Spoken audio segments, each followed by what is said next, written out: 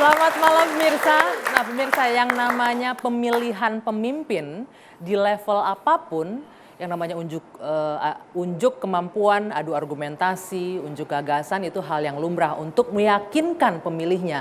Dan yang pasti ini ditunggu-tunggu oleh masyarakat.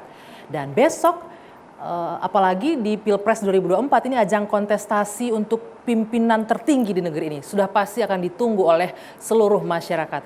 Besok 3 kandidat cawapres akan unjuk penampilan dalam berdebat, dalam adu argumentasi. Kita tahu beberapa waktu lalu debat Pilpres sudah berlangsung dan mungkin masih ingat Anda bagaimana suasananya cukup hangat, dihiasi dengan saling sindir dan saling serang. Kira-kira besok akan seperti apa? Saya bisa bilang ini adalah debat cawapres yang perdana, diikuti lengkap oleh 3 kandidat. Karena seperti yang kita tahu pada forum-forum non formal sebelumnya, 3 kandidat ini tidak lengkap hadir karena ada satu diantaranya yang dalam beberapa kesempatan tidak bisa ikut. Jadi wajar sepertinya kalau besok debat cawapres sangat ditunggu-tunggu oleh publik. Nah kira-kira apakah ada kejutan dalam debat cawapres besok? Nanti akan kita bahas di 2 sisi malam hari ini.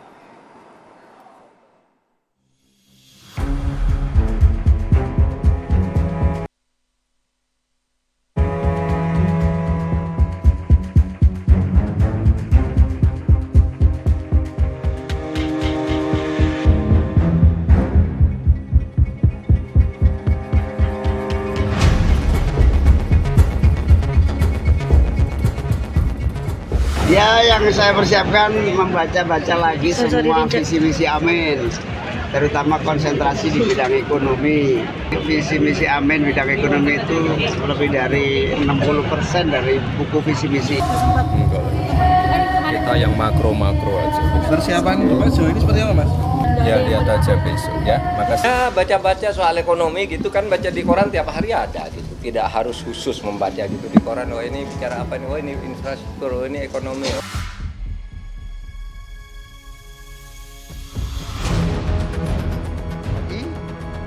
Menghadapi pemerintah yang berkuasa, saya yang mengusung Bapak.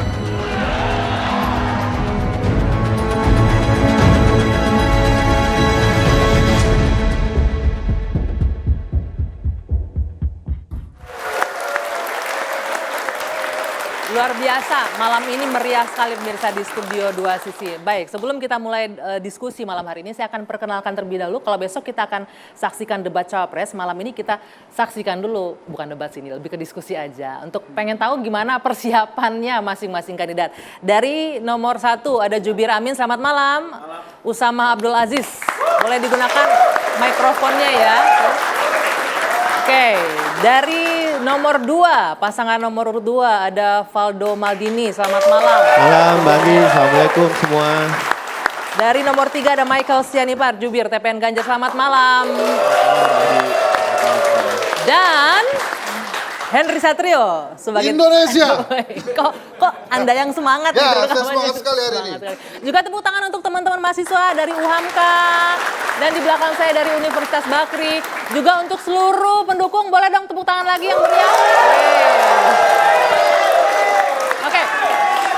Baik.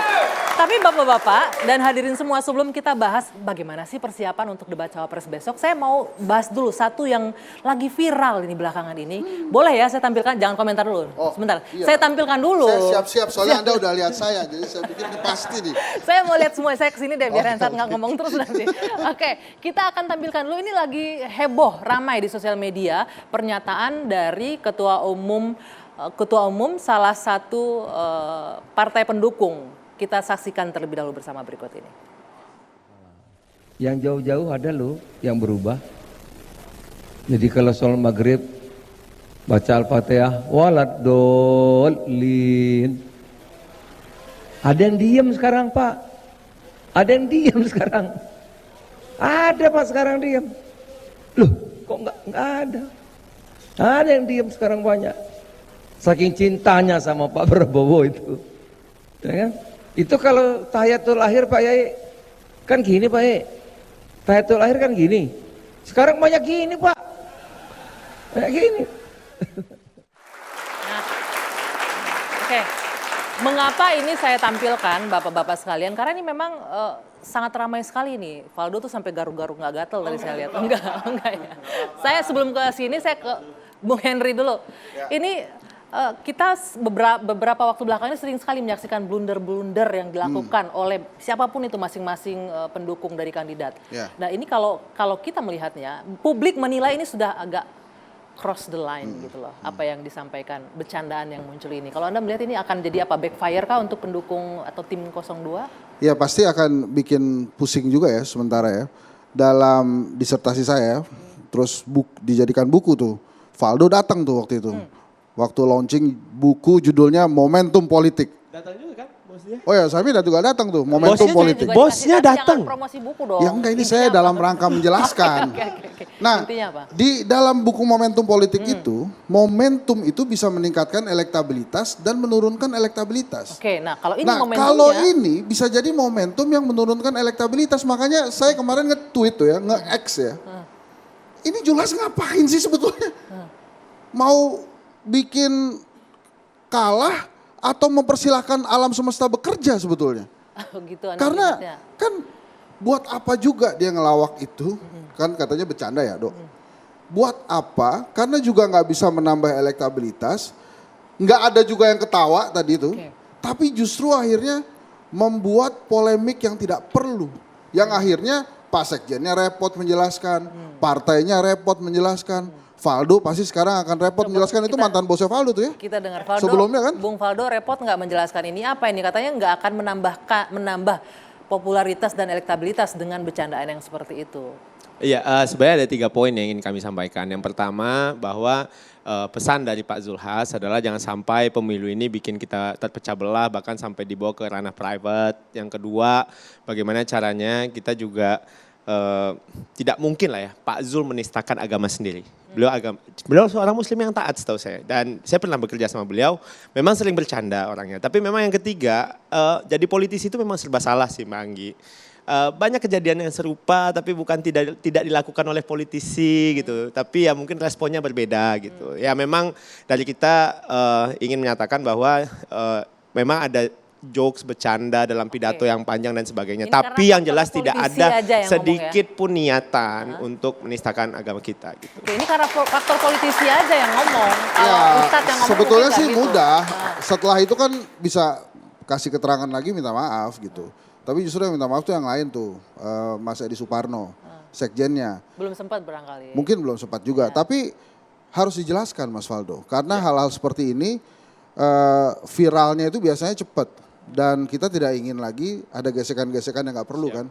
Anda siap Mas Valdo? Oh siap, jadi udah dijelaskan bahwa memang tidak ada niatan ke arah sana gitu. Memang kira-kira Tapi begitu. saya nggak menangkap di mana tadi disampaikan bahwa tidak ingin agar terpecah belah. Tapi malahan dengan bercanda ini memunculkan potensi adanya gesekan gitu loh.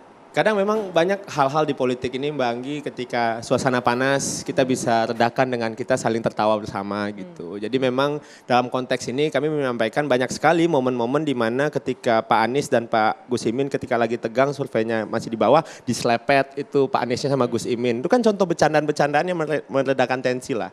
Atau misalnya Pak Ganjar juga ketika sempat ada kejadian-kejadian di mana tidak enak malah bercanda juga gitu. Tapi bercandanya kan beda. Iya konteks memang nih betul, kayaknya, memang nggak betul. seperti Tapi ini, memang kadang-kadang memang ya itulah politik kita hari ini mudah-mudahan walaupun kita terbagi-bagi nih kali ini kita nggak terpecah belah lah. Ada pesan itu di situ. Oke, bagus. Saya mau tanya boleh nggak Bung Valdo? Boleh. Bila ya Bung Valdo Maldini ketemu Pak Zulhas, apa yang ingin disampaikan Pak Zulhas kepada Pak Zulhas nanti? Pak, saya baik-baik aja Pak di PSI Pak.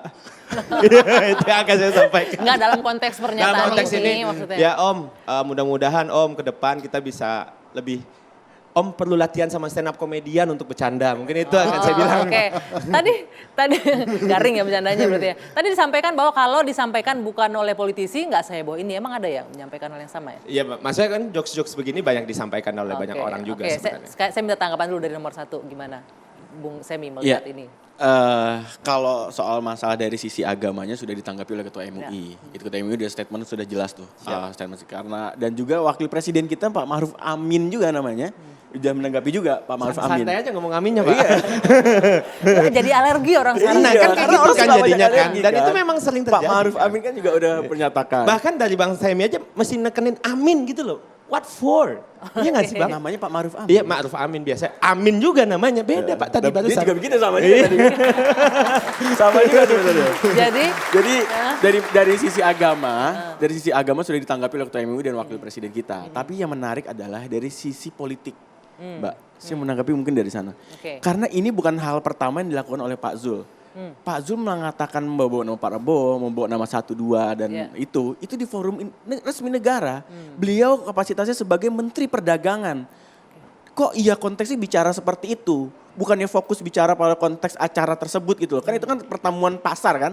Pedagang pasar pedagang pasar. Fokus aja ngomongin cabai gimana caranya turun, gimana caranya menurunkan harga bahan pokok. Itu yang dibutuhkan oleh rakyat, bukan cawe-cawe soal masalah seperti hal seperti itu. Sekalian barangkali sekalian mungkin. Ya nggak gitu. bisa dong, memang ini ya kita tuh memang sekarang lagi krisis etika Mbak. Makanya kalau kita ngomongin etika tuh harus digunting tinggi, bukan dibilangin dasmu gitu loh. Dan ini yang harusnya dipunyai oleh semua politisi di Indonesia gitu loh. Dan ini bukan yang pertama loh. Yang kedua, yang pertama dulu. Sebentar saya potong. Krisis etika ini kita bicara ketua umum partai loh. Iya, tapi kan dia juga Menteri Perdagangan. Iya, Harusnya tahu dong konteks saat saya menjadi Menteri Perdagangan, saat juga saya menjadi Ketua Umum Partai. Kan hal ini sebenarnya simpel aja, masalah etika itu kan bisa dijaga gitu loh. Ini bukan yang pertama, yang sebelumnya juga dia pernah ada bikin konten di kantor Kementerian Perdagangan, kontennya konten partai. Dan juga pernah bagi-bagi minyak yang dijual oleh Kementerian Perdagangan, yang dibagi-bagikan oleh anaknya yang nyalek gitu. Itu kan hal-hal yang harusnya ini harus dipegang karena etikanya saya nggak gitu. bisa klarifikasi Bung Semi, nggak ada orangnya. Itu bisa dilihat lagi. Oke, saya minta beritanya tanggapannya sebelumnya, Bung gitu. Michael. Sianipar. Kalau kita sih melihat bahwa manusia memang bisa aja salah ngomong begitu ya. Istilahnya itu kan manusiawi, apalagi politisi. Tapi rasa-rasanya kejadian yang salah ngomong ini udah berkali-kali. Menurut saya ini bukan sekedar sindrom politisi, tapi sindrom orang-orang yang merasa sudah di atas angin.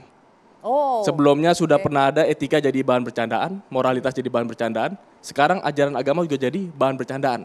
Seolah-olah gampang sekali bercanda.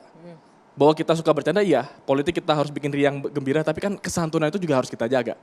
Jadi kalau saya sih melihatnya bahwa kejadian kemarin itu jangan-jangan bagian dari rentetan dari satu perilaku yang bisa jadi bablas gitu.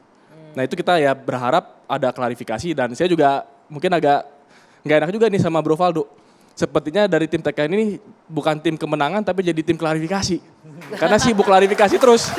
Tiap minggu klarifikasi begitu. Karena udah disebut tim klarifikasi sekalian saya mau klarifikasi emang udah ngerasa udah di atas angin bener? Enggak, kita masih terus berjuang. Kita terus kampanye belum selesai, bahkan baru masih ada sisa 50 hari.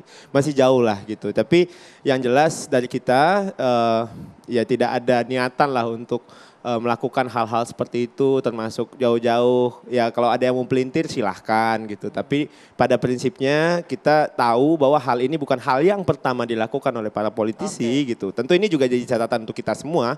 Dan mudah-mudahan kedepannya ya kita bisa dengan lebih baik lah bercandanya. Baik, mudah-mudahan ini jadi masukan ya buat semuanya. Oke, baik. Di segmen selanjutnya barulah kita akan masuk ke bagaimana persiapan untuk debat cawapres besok. Usai jeda saat lagi, Dua Sisi tetaplah bersama kami.